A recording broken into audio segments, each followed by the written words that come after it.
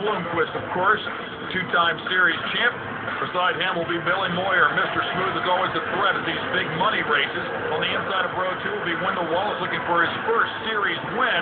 And then our reigning series champion, Jimmy Owens, on the outside of row 2. Jared Landers, Clint Byers, Mike Marlar, and Tyler Reddick, the California kid, ran out the first 4 rows. 8 wins on the year for Don O'Neill. He'll line up inside row number 5 alongside Scott Detweiler. Steve Francis, 4 wins on the year, and Eric Cooley in row number 6.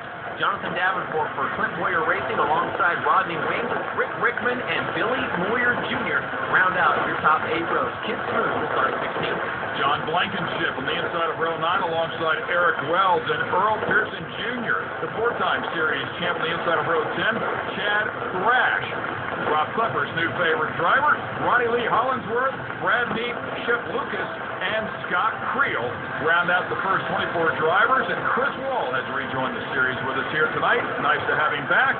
He is starting 25th as they go 4 wide for the parade lap. Let's get it back down to Dave, who is more on the Kentucky Colonel. Guys, Steve Francis has won 2 of the last 3 Lucas Oil Series races. He told me earlier he really wants to win this race tonight. They struggled a little bit in qualifying, but they found some things in their car, and they're very optimistic. He's got 20,000 reasons that he wants to win here at Magnolia tonight. Yep, and those all have dollar signs in front of him. He has won 2 of the last 3 races. Aaron Bates, you have more as well. Final thoughts from you before we get this 100-lapper started. Last time we saw Jared Landers race at Wheatland, he had a tremendous race to the front and then a mechanical slide by him, ending his night earlier. Tonight, he's starting in a better position. He's got a fast car, and you'll notice a sense of urgency to get to the front. Thanks a lot, Aaron, and we will also take you on board with a number of the drivers here tonight to get you up close and personal, trying to give you a feel of what they're going through as well on this huge racetrack. All right, speaking of this racetrack, we had a chance to talk to some of the drivers a little bit earlier about how they feel about this place. When you're coming out here and you're battling for $20,000, everybody has an opinion. So we talked to some of the veterans, and here's what they had to say. This track's kind of unique. I mean, we're going to run high for a little while, we're going to run low, we're going to run in the middle. That's kind of iffy because once you get out there, you're like, do I need to go high or low? And we can't ever figure out where to go. When you kind of back in the corner a little bit if you had to, just got some traction and straighten up and come off, you know. But this place right here is pretty much round, so it's hard to ever get really, really straight. But it's just all about how much speed you can carry through these corners. Well, the biggest thing here, the track changes so much, and even the feature to be really, really slow and slick. So you got to kind of gear up for that, you know. But it'll be 2 or 3 wide races, I'm sure. This is a bigger corner, shorter straightaway than the last race up there where you all was at. And I like this kind of racetrack here myself with the big corners. It's usually, real racy. We can run 3 or 4 wide around it, so it should be a good race. And that's exactly what we're looking for here as Scott Bloomquist leads them around through turns 3 and 4 as he gets ready to pick up the green flag. He's hoping to put the 4th win of the season up on the board. He stands on the throttle.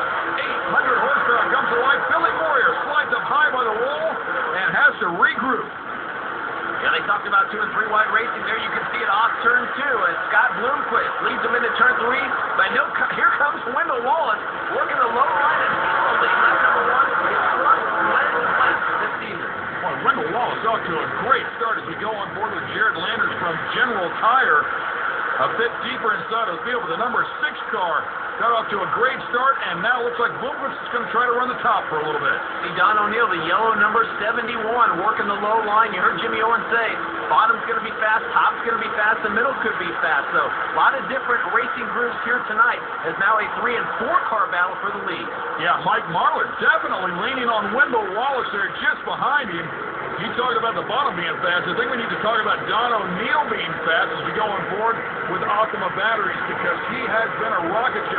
An interesting stat, he has more wins, top 3s and top 5s than anybody, but he doesn't have more top 10s because his top 5s and top 10s, the number's exactly the same. When he falls out of the top 5, he's out of the top 10.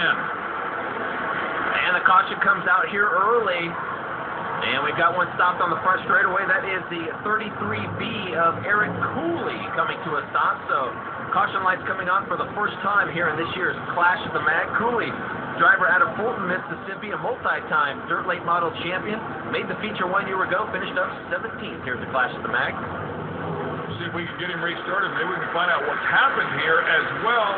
Oh, yeah, they got together. 2 or 3 of them down there in the bottom, coming out of 4, and the guy's doing a great job in the back of splitting him as well. Yeah, it looked like Eric Wells possibly getting into the side there of the 33. Oh, man, it looks like Scott Creel coming to a stop, talking things over with the officials. You can see a lot of damage to the front end there, so he could not get slowed down in time. Got into, I believe, the 33 car as well, so Wendell Wallace out front for the first time here in 2012.